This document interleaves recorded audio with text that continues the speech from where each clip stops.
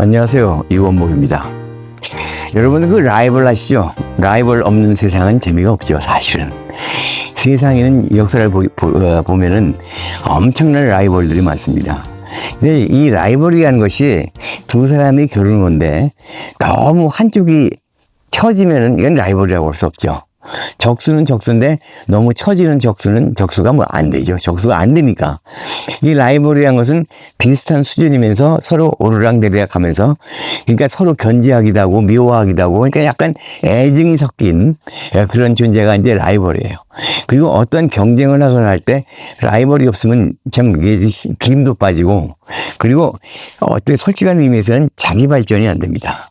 예를 들어서 그 올림픽 경기 같은데 마라톤 경기에서 내가 항상 경기만 뛰었다 그러면 우승을 한다. 그러면 그 라이벌이 없으면은 뛸 의미가 없죠.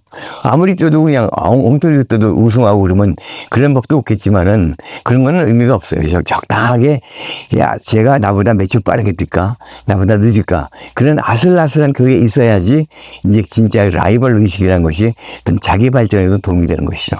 정치적인 라이벌 가운데 역사적으로 라이벌이 없는 그런 시대가 어디 있겠어요. 알렉산더 대왕에게도 다리우스 왕이라고 하는 페르시아의 왕이 있었고, 근데 다리우스 같은 경우는 완전히 박살이 났죠. 알렉산더한테.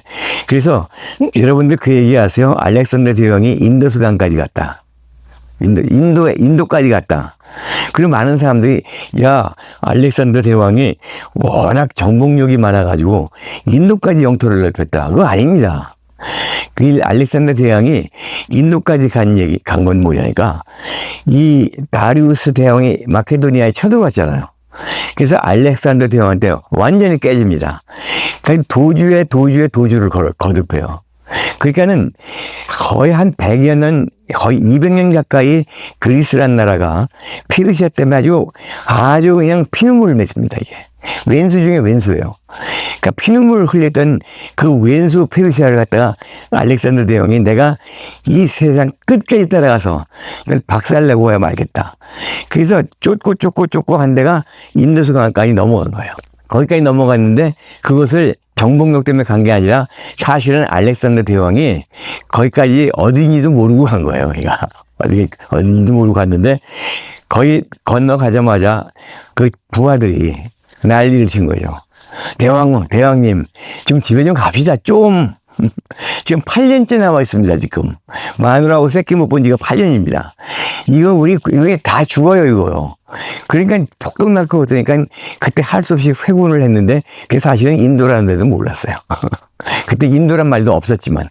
근데 어쨌든 그렇게 라이벌이 있었는데, 정치적인 라이벌 중에 근대사에서 제일 재밌다면 이상하지만, 그게 아주 드라마틱한 그 라이벌을 든다면은 몇 케이스를 들 수가 있습니다.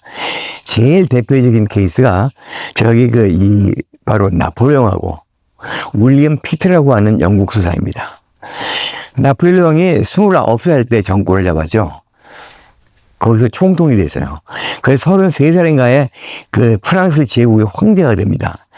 그러면 우리가 볼 때, 33살이면 지금 우리나라에서는 MZ세대 아니에요? 정확하게 얘기해서. MZ세대인데 벌써 전 세계 황제가 돼?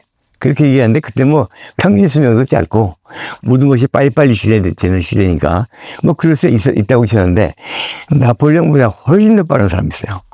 윌리엄 피트라는 사람인데 21살에 대영 제국의 수상이 됩니다. 21살에. 그럼 대학교 1학년 아니에요.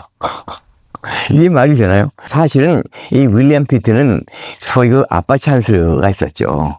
그 아버지가 윌리엄 피트 디 엘더, 이 소 피트라고 그러는데 이 사람은 윌리엄 피트 디 영거 이렇게 해서 구별을 하는데, 아버지가 전 수상이었어요. 영국 수상. 이 사람은 제 나이에 50대 수상도 하고 있는데, 어쨌든 수상이었는데, 이게 이제 이 아들인 윌리엄 피트가 얼마나 똑똑하고 그랬으면 하원에서 이 사람을 다 총리로 뽑습니다.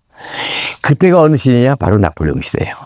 그러니까 윌리엄 피트의 시대는 나폴레옹하고 시대를 같이 해서 나폴레옹과 항상 엎치락뒤치락하면서 그 전쟁을 하던 시대죠. 근데 이 윌리엄 피트하고 나폴레옹은 이렇게 서로 의식하는, 나폴레옹에서는 저 피트 쟤 한번 콧대 꺾어줘야지.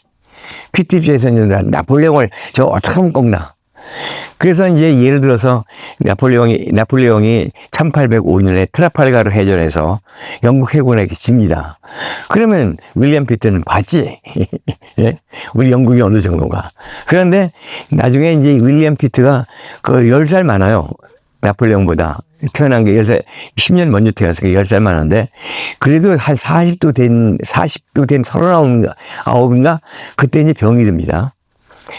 수상에 있는 자리에서 병이 드는데, 이 사람이 어느 소식을 듣느냐니까 1806년에 그 아우스텔리츠 전투라고 아시죠? 이게 이 세계 전투 가운데서 역사에서 제일 큰 전투의 하나이고 나폴레옹이 거둔 가장 큰 승리 가운데 하나가 아우스텔리츠 전투예요. 이게 지금 체코 지방에서 벌어진 전투인데 지금 파리에 가면은 파리에 중앙역이 있고 그 남부 쪽으로 가는 역이 아우스텔리츠 역이에요. 그 역 이름에 얼마나 자랑스러우면 역 이름에다 아우스텔리츠 붙였겠어요. 그런가 하면 반대로 영국에 가면 트라팔가 광장이고 트라팔가는 나폴레옹 꺾은 데 아니에요. 그 가운데 우뚝 솟아있는 게 넬슨상입니다. 그러니까 이제 우리의 적은 그들의 영웅 뭐 이런 식이죠. 그러니까 영국의 영웅인 윌리엄 피트 수상하고 프랑스의 영웅인 나폴레옹하고 그 경쟁을 하다가 1805년에 아우스텔리츠 전투에서 이 나폴레옹에 의해서 완전히 박살이 나버립니다. 그때부터는 나폴레옹이 완전한 이게 유럽의 최고의 권력자가 되죠. 그 1806년에 신성 로마 제국을 없애버리고, 그 다음에 이제 자기가 황제가 되고 이렇게 된 거죠. 그 소식을 들은 1806년에 그 소식을 들은 윌리엄 피트가 뭐라고 외쳤냐니까, 내 조국이요. 그리고선 숨을 거둡니다. 그래서 결론적으로는 나폴레옹 전에 먼저 조국이요 하고 한탄음을 지었으니까 윌리엄 피트가 진 거라고 볼 수가 있죠. 이것은 역사에서 유명한 가장 큰 라이벌 중에 하나죠. 그 다음에 유명한 그 라이벌 중에 하나가 누구냐니까 이게 토마스 제퍼슨 아시죠? 토마스 제퍼슨 들어보셨죠? 미국 3대 대통령입니다. 그 전에 대통령이 2대 대통령이 존 애덤스예요. 근데 조지 워싱턴, 존 애덤스, 토마스 제퍼슨 이렇게 갑니다. 네, 조지 워싱턴은 8년 대통령이었어요. 그 다음에는 존 애덤스는 4년밖에 못 해요. 그 다음에 토마스 제퍼슨은 8년을 합니다. 근데 존 애덤스하고 토마스 제퍼슨은 앙숙 가운데 세상에 이런 앙숙이 없어요. 아주 철천지 앙숙이에요. 어떻게 앙숙이냐니까 이념면에서 완전히 반대입니다.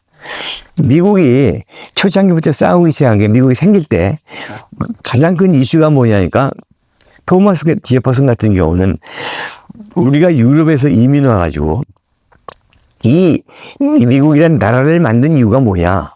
그것은 군주 정치에 벗어나서 각 주가 우리가 만든 각 주 펜실베니아주, 워싱턴주 뭐 어쩌고저쩌고 하는 그런 각 주가 우리의 자유를 갖고 남의 간섭을 안 받고 사는 그 연방이 아니라 이 주 중심의 자유로운 그런 주의 중심이라는 그런 나라를 만들어야 되는 게 아니냐. 그래서 반연방주의자예요. 연방이란 것은 이 주가 13개 주가 뭉쳐가지고 하나의 연방, 유나이티드 스테이트 오브 아메리카를 만들어서 강력한 중앙정부를 만들고 그래야지 질서가 잡히고 우리가 국가가 발전할 수 있다. 둘 다 옳은 얘기죠. 근데 존 애덤스의 경우에는 철저한 연방주의자입니다. 연방주의이기 때문에 각 주마다 독립하겠다, 자주권을 갖겠다는 것을 철저하게 막는 거고 토마스 제퍼슨은 중앙정부가 권력 가지고 하는 것을 전부 반대하는 거야. 그러니까 두 사람이 싸울 수밖에 없죠. 그래서 이 두 연방파하고 반연방파는 식량도 같이 안 가요. 그럴 정도로. 그리고 토마스 제퍼슨이 이제 부통령이고 존 애덤스가 대통령입니다. 근데 이 존 애덤스가 대통령 한 번을 더 못한 이유가 뭐냐니까 하도 토마스 제퍼슨의 발목을 잡아가지고 결국은 대통령 재선에 실패를 하죠. 근데 이제 재선에 실패를 하게 되면은 부통령이 대통령이 되니까 부통령이든 토마스 제퍼슨이 대통령이 돼요. 그런데 대통령이 됐어도 토마스 제퍼슨이 하도 발목을 잡으니까 이게 존 애덤스 입장에서는 얼마나 미웠겠어요. 그래서 이놈의 자식 좀 맛 좀 봐라 그래놓고 그 퇴임하기 전날 밤에 내각회의를 소집해가지고 전부 강요를 새로 임명합니다. 그 말하면 이른바 알바끼게 하고 하는 거죠. 그래서 미국 역사에는 그걸 갖다가 심야의 키친 캐비넷이라고 그래요. 부엌에 모여가지고, 내가 백악관 부엌에 모여가지고, 어디 장관은 너하고, 어디 장관 너하고, 그래서 퇴임하기 전에 이 강요를 다 박아놓고 가요. 그러니까 이제 그 토마스 제퍼슨 일 못하게 하려고. 미국도 그런 나라예요. 피신이라는 나라 아닙니다. 근데 어쨌든 둘이 평생을 그렇게 왼수로 살았는데, 이 존 애덤스하고 2대 대통령, 3대 대통령 토마스 제퍼슨하고 제퍼슨이 두 대통령이 같은 날 죽습니다. 1826년 독립기념일인 7월 4일에 둘 다 죽어요. 근데 이 사람들의 그 원한이나 이 감정이 얼마나 격했으면은 존 애덤스가 유언으로 남긴 말이 뭔지 아세요? 젠장, 제퍼슨 살아있는데. 그런데 알고 보니까 제퍼슨은 4시간 전에 죽었거든요. 이런 에피소드가 있습니다. 이것이 이제 제일 대표적인 그런 라이벌 관계죠. 그 다음에는 또 흥미로운 그 라이벌 관계 있는 것이 히틀러하고 루스벨트입니다. 그 아돌프 히틀러 그러면 굉장한 우리 역사에서, 세계 역사에서 악명을 끼친 그런 인물 아니에요? 그리고 프랭클린 D 루스벨트는 그 히틀러가 몰락하게끔 만든 나중에 1941년에 진주만 습격을 받은 다음에야 참전을 해가지고 그야말로 이 물량으로 밀어붙여가지고서는 히틀러를 몰락시킨 그런 아주 엄청난 그런 전쟁에서의 이 주인이었죠. 그래서 전체주의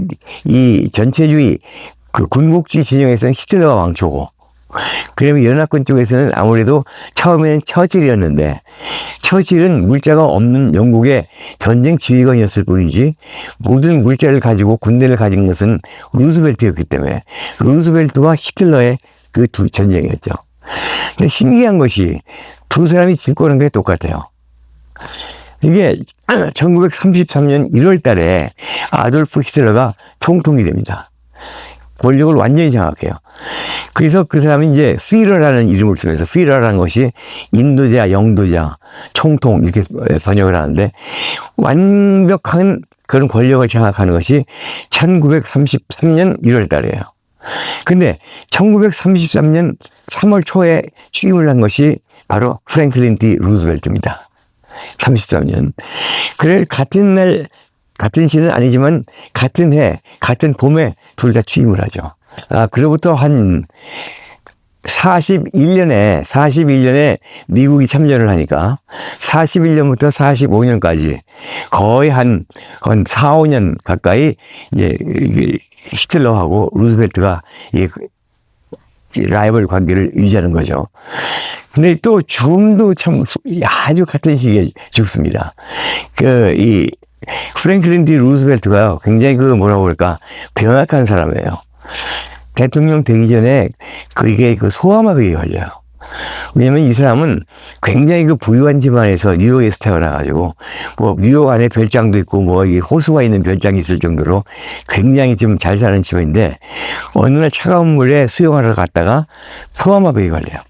그러니까 평생은 이제 휠체어 다니고, 지팡이 짚고 다니고, 그렇게 이제 지냈던 사람인데, 늘 병약하면서도 강단 있게 여러 가지 결정을 내렸지만, 이 사람이 결국은 이제 1945년 네 번째 대통령이 되죠. 프랭클린 D 루스벨트가요, 네 번째 대통령이 되는 이유가 있습니다. 왜 그런 말 있잖아요. 전쟁 때의 장수는 말을 갈아타지 않는다. 그래서 1933년에 제2차 대전 직전에 아돌프 히틀러가 들어왔을 때 대통령이 됐거든요. 그런 다음에 5년 뒤인 1938년에는 전쟁은 안 났지만은 재선을 할 수 있으니까 또 한 번 대통령이 돼요. 그 다음에는 1942년에는 이제 전쟁 났으니까 전쟁 때는 말 갈아타는 거 아니야. 그걸 핑계대고 삼선을 하죠. 그 다음에 1944년 말에 또 대통령 선거가 벌어지니까 지금 전쟁 바빠지는데 어떡할래? 그래 놓고 대통령이 되잖아요. 그래서 대통령에 취임한 다음에 한 보름 뒤에, 그 다음에 보름 뒤가 아니라 한 달쯤 있다가 죽죠. 그리고 또 2주 후에 4월 30일 날 아돌프 히틀러가 권총자살을 하죠. 그래서 둘 다 같은 시기에 등장해서 둘 다 같은 시기에 세상을 떠납니다. 근데 아마 두 사람이 같은 시기에 세상을 떠난 건 라이벌이 없어서 서운해서 죽은 건 아닌 것 같고, 그만큼 이제 드라마틱한 시대였다는 얘기죠. 네, 감사합니다.